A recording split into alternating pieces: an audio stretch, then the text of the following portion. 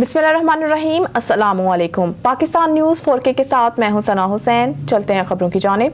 Fraud case Fawad Chaudhary एक रोजा जिस्मानी रिमांड पर महकमा एंटी करप्शन के हवाले। साबिक वफाकी वजीर फवाद चौधरी को पुलिस बख्तरबंद गाड़ी में जेल से जुडिशल कम्प्लेक्स लाया गया। महकमा एंटी करप्शन तफ्तीशी टीम ने फ्रॉड केस में 5 दिन का जिस्मानी रिमांड तलब करते हुए कहा कि मुलजिम ने अपने फ्रंट मैन कजन फोक शेराज के जरिए दीना GT रोड पर निजी हाउसिंग सोसाइटी को NOC दिलवाने और अराजी क्लियर कराने के लिए भारी रकम वसूल की।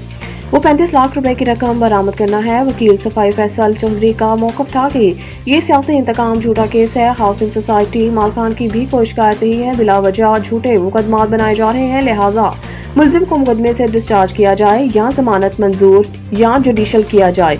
ड्यूटी जज गुलाम मुस्तफ़ा ने एक रोजा जिस्मानी रिमांड मंजूर करते हुए मुलजिम को पीर 11 दिसंबर को मुतलका एंटी करप्शन अदालत पेश करने का हुक्म दे दिया। खजदार में धमाके से SHO CTD शहीद। SHO खजदार ने धमाके में SHO CTD के जाँ बहक होने की तस्दीक करते हुए बताया कि मोहम्मद मुराद जामोर की गाड़ी सुल्तान इब्राहिम रोड पर धमाके की जख्मी आई।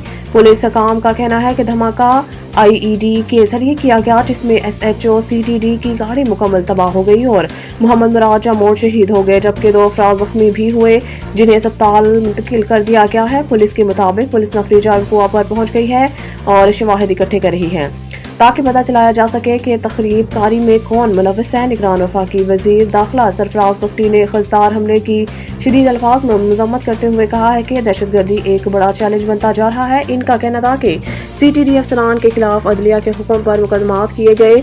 दहशतगर्दी के खिलाफ जंग सिर्फ CTD की नहीं, सबकी है। दहशतगर्दों के खिलाफ जंग पूरी कौम को लड़नी है। पुलिस और अदलिया पाकिस्तान के 3 करप्ट तरीन इदारों में शामिल। रिपोर्ट के मुताबिक पुलिस सबसे ज्यादा करप्ट है, इसके बाद ठेके देने और कॉन्ट्रैक्ट करने का शोबा और फिर अदलिया है। तालीम और सेहत के शोबे बिला तरतीब चौथे और 5वें करप्ट तरीन शोबे हैं। मुकामी हुकूमतें, land administration and custom, excise और इनकम टैक्स बिला तरतीब 6, 7वें और 8वें करप्ट तरीन इदारे हैं। पब्लिक सर्विस डिलीवरी की टर्म्स के मुताबिक अदलिया में रिश्वत का औसत खर्च सबसे ज्यादा 25,846 रुपए है। रिपोर्ट में दावा किया गया है कि खैबर पख्तूनख्वा में औसतन रिश्वत सबसे ज्यादा थी और ये 1,62,000 रुपए तक थी।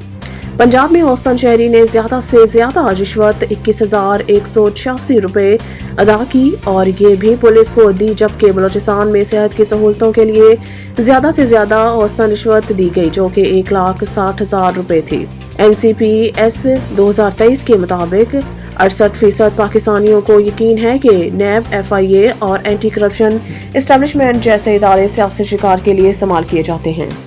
कोई शेड्यूल जारी नहीं किया। सोशल मीडिया पर ज़ेरे गर्दिश इंतखाबी शेड्यूल जाली है। इलेक्शन कमीशन तर्जुमान इलेक्शन कमीशन के मुताबिक इलेक्शन कमीशन ने इलेक्शन शेड्यूल जारी नहीं किया और सोशल मीडिया पर गर्दिश करने वाला शेड्यूल जाली है। तर्जुमान इलेक्शन कमीशन ने कहा है कि इंतखाबी शेड्यूल से मुतालिक तर्जुमान के अलावा किसी भी मनसूब बयान पर तवज्जो न दी जाए।